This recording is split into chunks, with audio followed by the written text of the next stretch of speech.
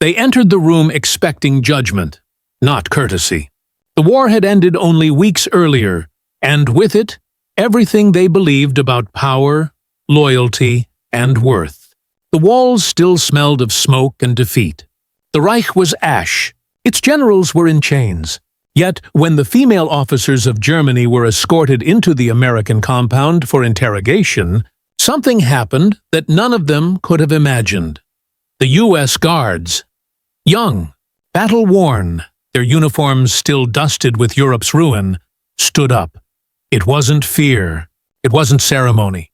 It was instinct, an unspoken gesture of respect offered to women who had once embodied the enemy.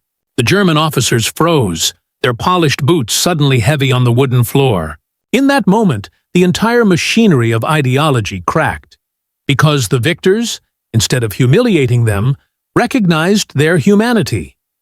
That act, a simple standing, did not absolve guilt or erase war, but it revealed something deeper than politics, deeper than propaganda, that even after 6 years of unimaginable horror, civility could survive. If you believe that history's quietest gestures are its loudest truths, the moments that show who we are when everything else is gone, then stay. Subscribe, share, and listen. Because what happened in that room wasn't about forgiveness. It was about what happens when the world's last soldiers remember how to be human. The convoy moved through the ruins like ghosts returning to their own graves.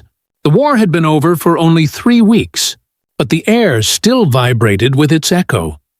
The distant crack of collapsing buildings, the smell of burnt oil, and the slow, endless silence that followed when millions stopped fighting at once. Berlin was no longer a city, just a wound that refused to close.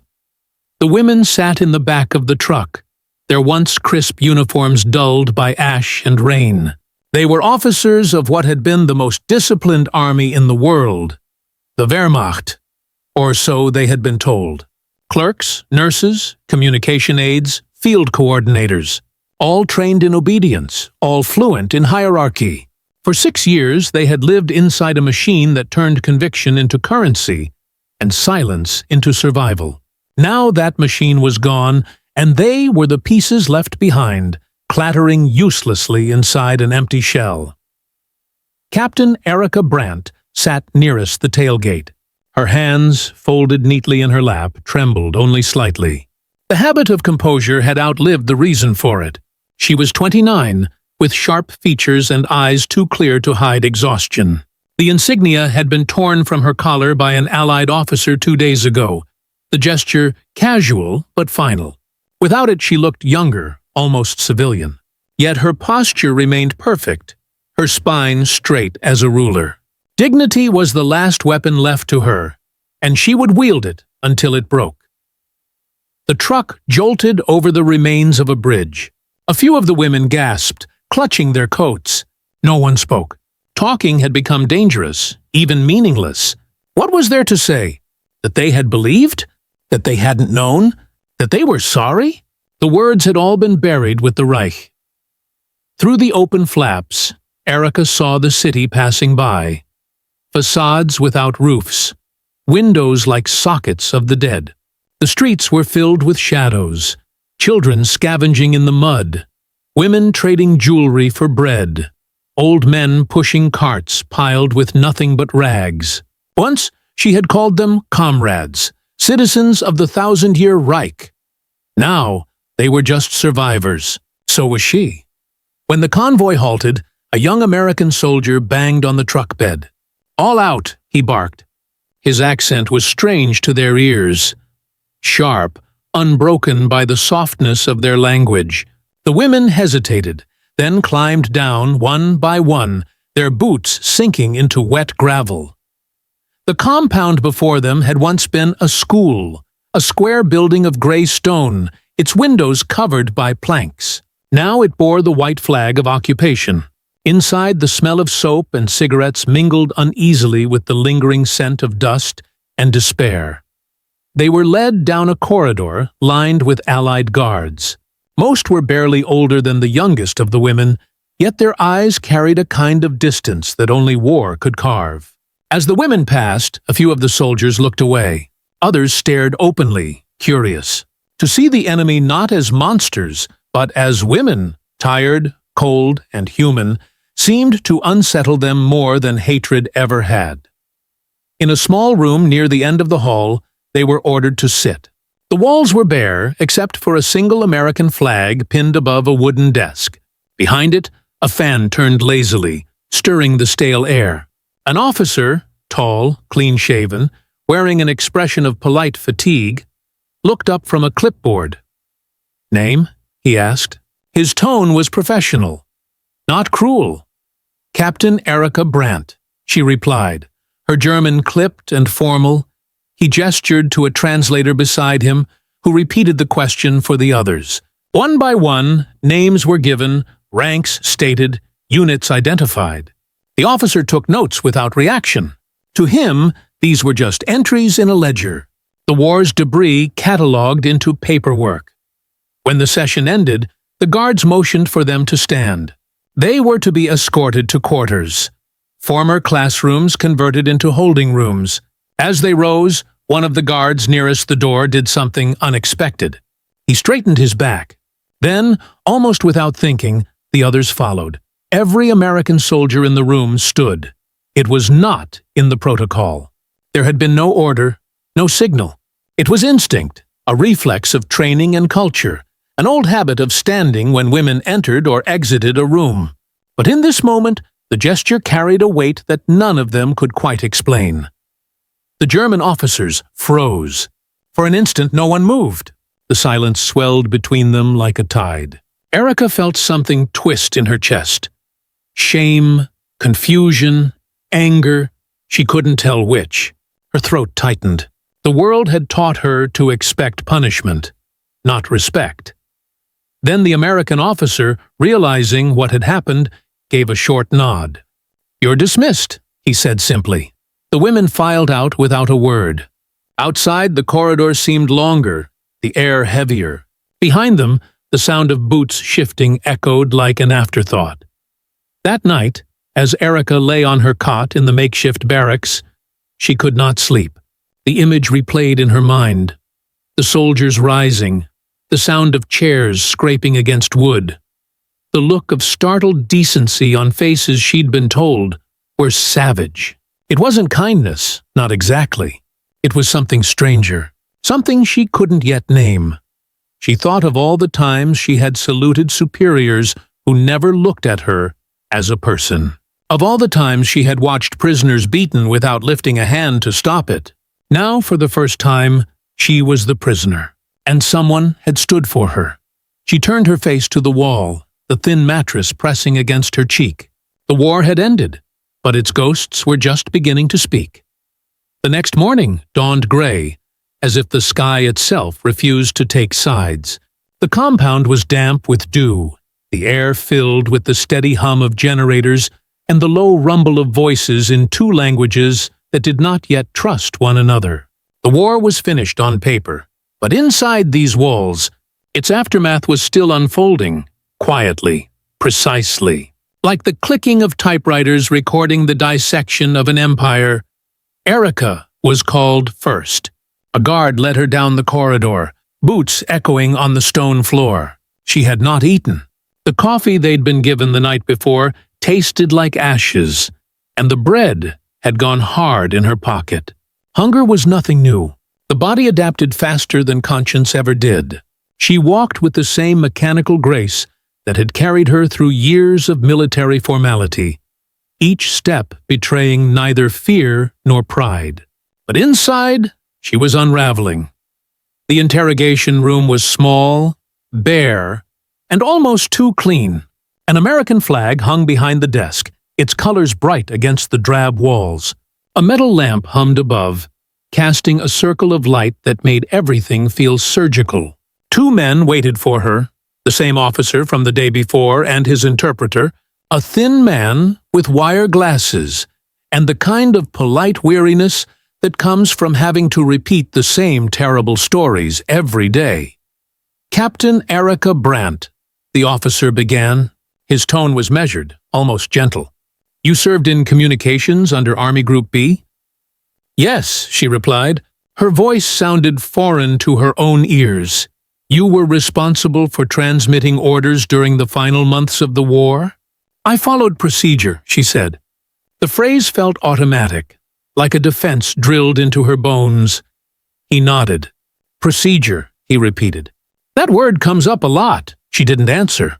The translator murmured the English words back into German, as if repetition might reveal a hidden meaning. The officer leaned back in his chair. "Do you understand why you're here, Captain Brandt?" "To answer questions," she said. "No," he said quietly. "To find the truth." The simplicity of it made her flinch.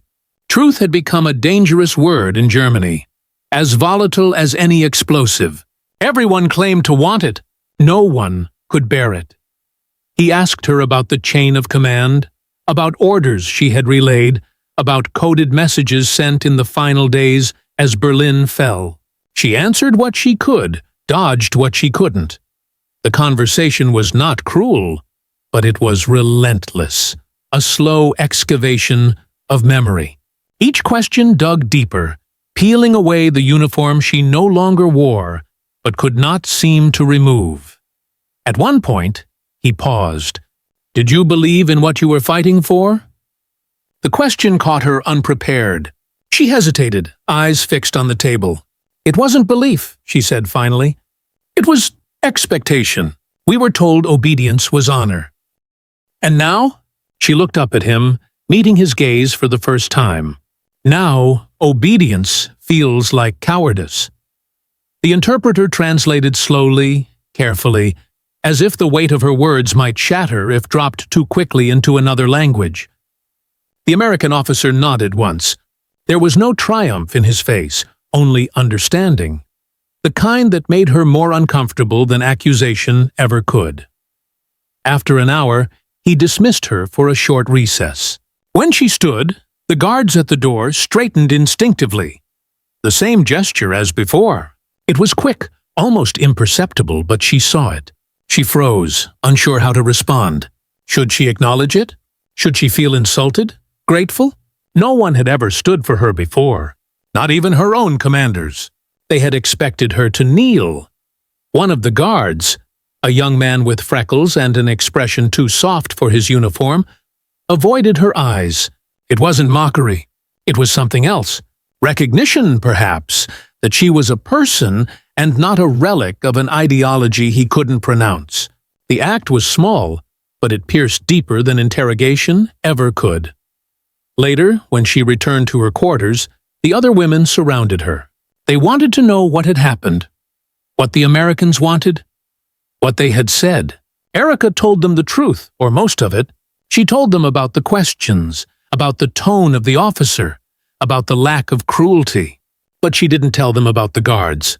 She didn't tell them about the moment when men who had defeated her stood as she entered the room. It was too strange to explain, too dangerous to believe. That night, she couldn't sleep. The barracks were filled with whispers, the murmuring of women who no longer had anything left to lose. Some cursed the Americans quietly. Others prayed. Erica stared at the ceiling and thought about the officer's eyes. Steady, clear, utterly devoid of hate. She thought about what it meant for an enemy to see you without contempt. The next morning, when she was summoned again, she walked differently.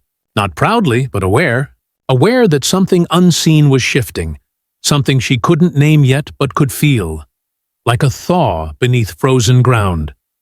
The officer was already seated when she entered. He stood as she stepped through the doorway. So did the guards. The sound of chairs scraping the floor echoed like a salute. Erica stopped, heart pounding. For a heartbeat, she almost wanted to tell them to sit, that this wasn't necessary, that she didn't deserve it. But she couldn't. Because in that gesture, that simple instinctive act of standing, she understood what the war had failed to teach her. Respect did not come from fear. It came from recognition. When she sat down, her hands no longer trembled. For the first time since the Reich had fallen, she felt the faint, painful beginning of something she hadn't expected to survive in her, dignity. And for the Americans watching her, that moment said more than any confession ever could. The third day of interrogation began with snow. It drifted silently past the barred windows, thick flakes falling on the broken courtyard beyond, softening the edges of the war. Inside, the air was still, heavy with the smell of ink, leather, and fatigue. Erica sat across from the same American officer. His name was Major Lewis, and the same interpreter, though she no longer needed him for every word. Days of listening had attuned her ear to the rhythm of English, the cadence of command softened by something that sounded like restraint. She noticed how the Americans worked. They did not shout. They did not strike. They didn't need to. The war had already done the violence for them. What they wanted now was clarity, not confession. That, she thought bitterly, was their advantage. They had the luxury of civility. They could afford patience. Major Lewis shuffled through a stack of papers. "Captain Brandt," he said, his tone as calm as the snow outside. "Tell me about your unit in Cologne." She nodded slowly. "Communications and field coordination. Mostly supply routes. Later, evacuation orders." "Evacuation of what?" She hesitated. The word hung in her mouth like a blade. "Personnel." "Sometimes records. And sometimes people?" he asked quietly. She froze. His voice hadn't changed, but the space between his words seemed to close around her. "Yes," she said finally. "Sometimes people." He didn't press further. He simply wrote something down. The scratching of the pen sounded louder than it should have. For a moment, neither spoke. Outside, a truck engine started, rumbling like distant thunder. Erica studied the major's face. He was young, too young to have seen what she had seen. Yet there was something old in his eyes, something that didn't come from victory. When he looked up, she felt exposed, as though he could see the exact moment her faith had cracked. "Do you know," he asked, "why our men stood up when you entered the room?" The question startled her. It wasn't in the script, wasn't part of the interrogation. She blinked. "Because you were ordered to," she said cautiously. He shook his head. "No orders, just habit." "Habit?" He leaned back, folding his arms. "Back home, we stand when a lady enters. Old manners. Something we were taught before we learned how to kill people." His lips twitched in something that might have been irony. "I suppose it's our last tradition that survived the war." Erica stared at him, unsure whether to feel insulted or moved. "You call us ladies," she said quietly. "You do not call us what we are." "And what are you, Captain?" She looked down at her hands. The knuckles were pale, the skin cracked from cold and soap. "Prisoners," she whispered. "Defeated. Guilty." The interpreter translated out of instinct, though Major Lewis understood her perfectly. "You see," he said softly, "that's the difference between us. We can stand for someone without forgiving them." She felt a flicker of something, anger, perhaps, or grief. "Do you think forgiveness is yours to give?" He met her gaze evenly. "No, but I think dignity should never depend on who wins." That broke her. Not visibly, not with tears or trembling, but something deep inside her chest cracked. It was the first time anyone had spoken to her without hate, without moral superiority, without pity. She felt stripped bare, her uniform reduced to cloth, her titles to echoes. For the rest of the session, she answered his questions without hesitation. She told him about the radio frequencies, about the retreat through the Ruhr pocket, about the officers who had refused to surrender until their divisions were annihilated. She spoke of the silence on the final day, when the transmitters went dead, and the only thing left to hear was wind and artillery. By the time the sun sank, she was spent.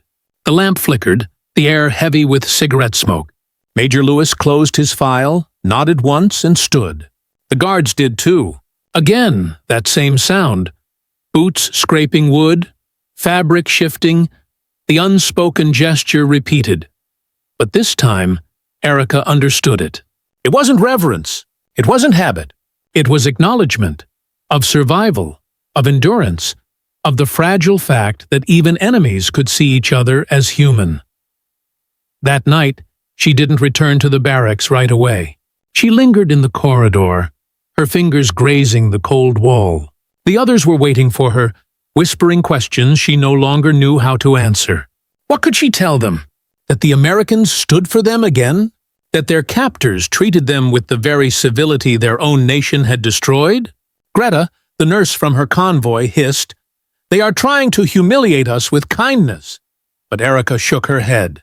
"No," she said softly. "They are trying to remind us what we forgot." Greta stared at her, eyes full of disbelief. "And what is that?"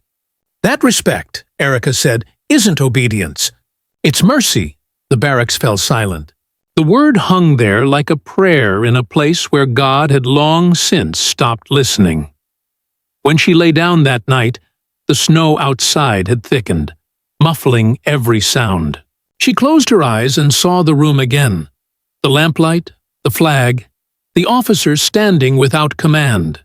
It felt like the world turning itself inside out. She wondered what her former superiors would say if they saw her now, being shown more grace in defeat than they had ever shown in victory.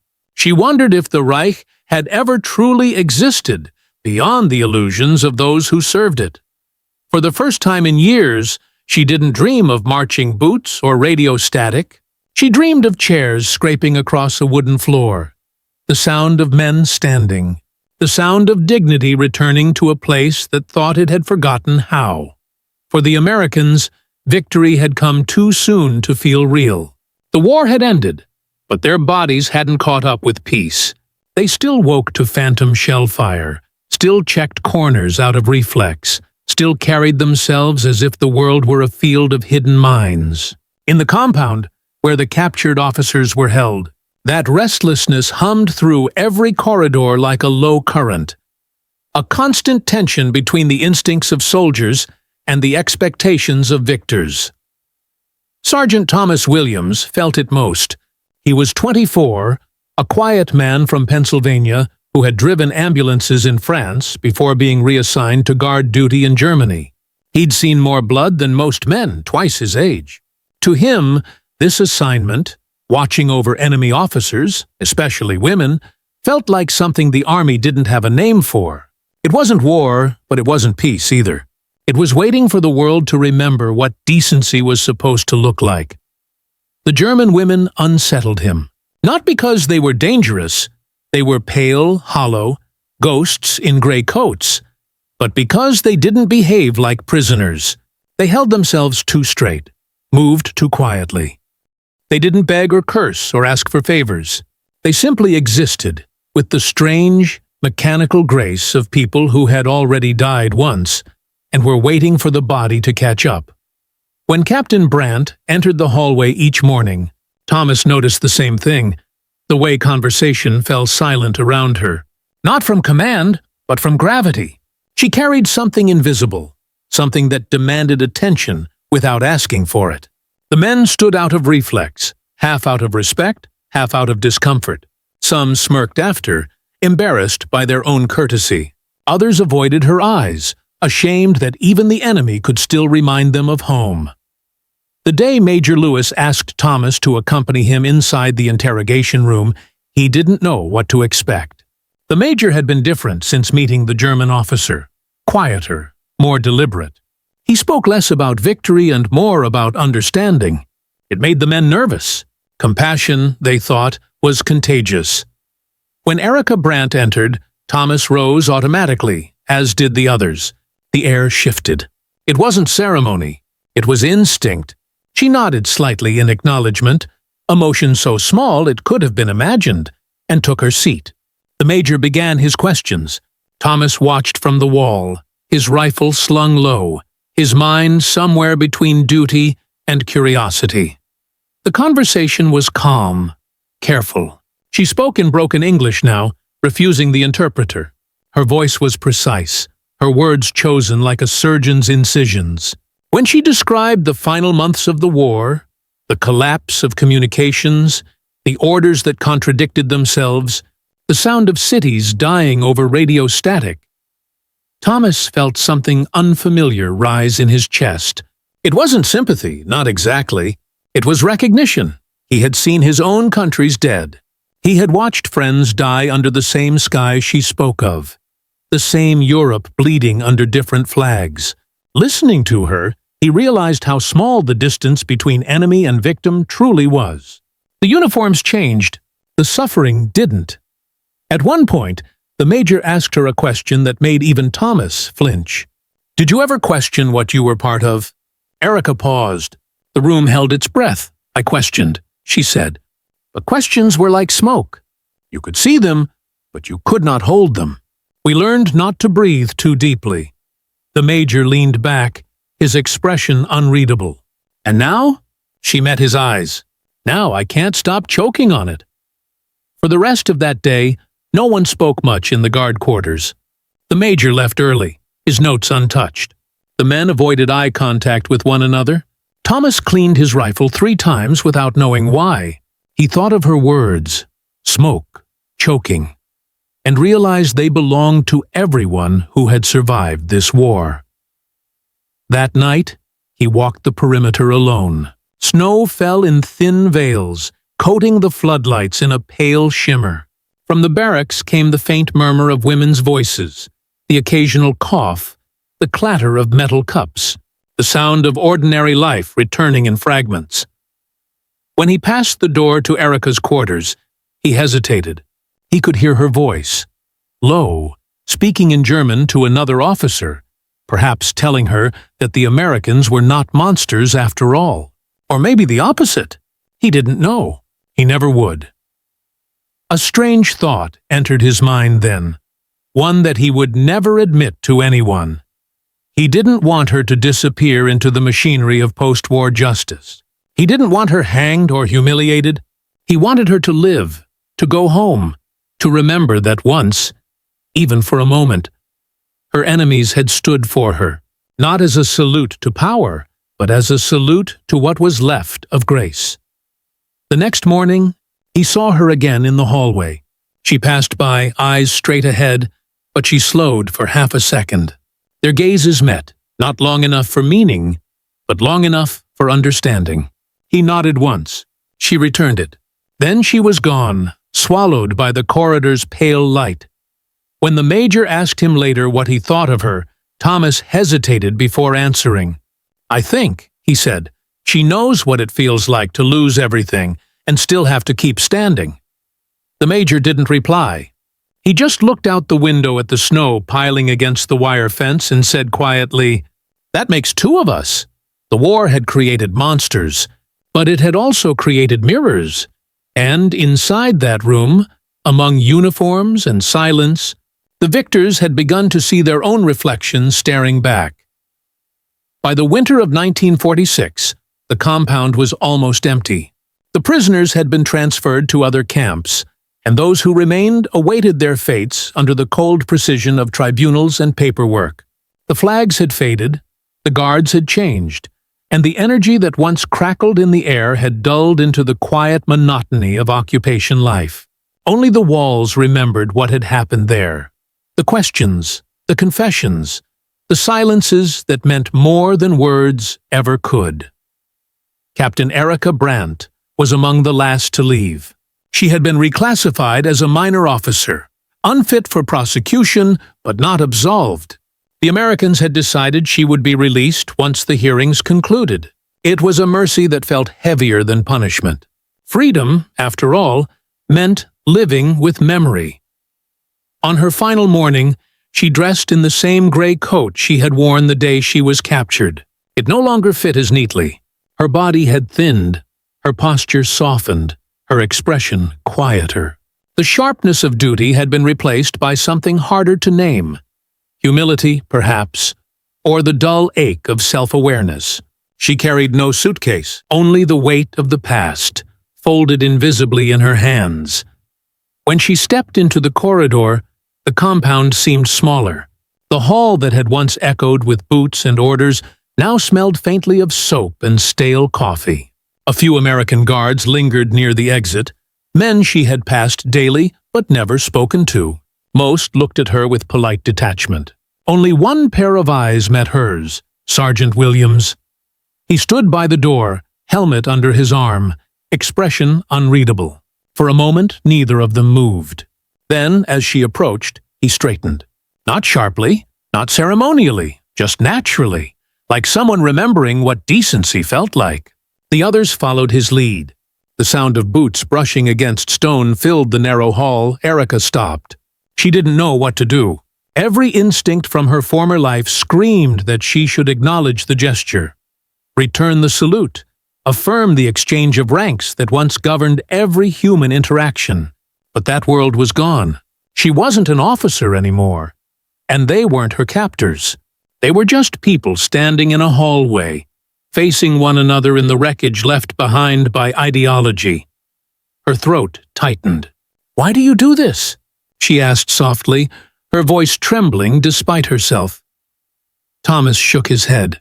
"Habit," he said, echoing Major Lewis's old explanation, then added after a pause, "and respect." "For what?" she asked. "For the fact that you walked through all of this," he said, gesturing faintly toward the walls, the compound, the ghost of war around them, and didn't break.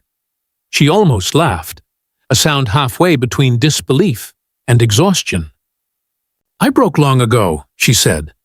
"Maybe," he replied, "but you're still standing." It was a simple exchange, almost nothing, yet it carried more weight than every interrogation, every verdict, every speech that had followed the end of the war. It was the language of survivors, not of victors and losers, but of those who had seen the world's machinery of hatred up close and still managed to keep something human intact. She wanted to thank him, but couldn't. The word felt too small, too fragile. Instead, she nodded once. Slow, deliberate. The last trace of an officer's discipline softened by something like grace. As she walked past, the men remained standing. None saluted, none spoke. The silence itself became the farewell. A quiet, wordless acknowledgement that their roles had ended, but their understanding had not. When she stepped out into the pale winter light, the snow crunched beneath her boots with the same rhythm it had when she first arrived, though the world felt heavier now, real in a way it hadn't before. Outside the gates, she stopped and looked back. The compound loomed behind her, gray walls, thin smoke rising from the chimneys, a patch of sky framed by barbed wire. For a heartbeat, she thought she saw the faint silhouettes of the guards still standing, still watching her go. Then the wind shifted, and they vanished into the distance. Months later, in Nuremberg, she would sit in a crowded courtroom as witness, not defendant.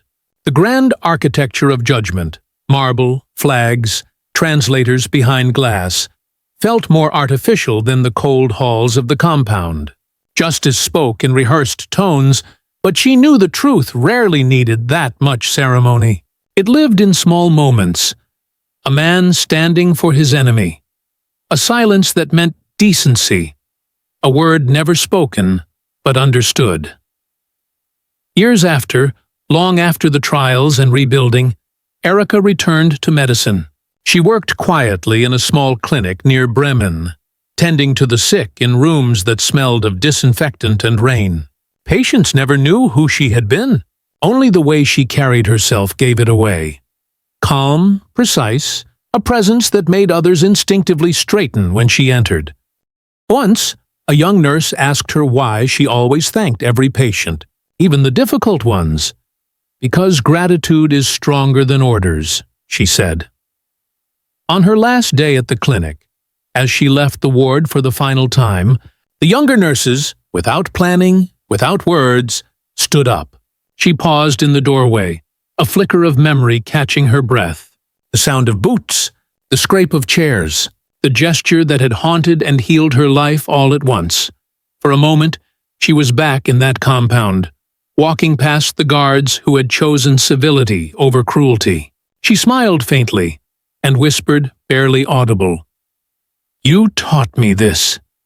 Outside, the wind carried the faint sound of church bells from the rebuilt town, a sound not of triumph, but of continuity. The world had survived its own collapse, and in the smallest gestures, it was learning how to be human again. And somewhere in the distance, in that long silence between wars, a soldier and a prisoner both remembered the same simple truth, that even after all the flags had burned, the only victory worth keeping was the one that stood quietly, in respect, when no one was watching. Bottom of form.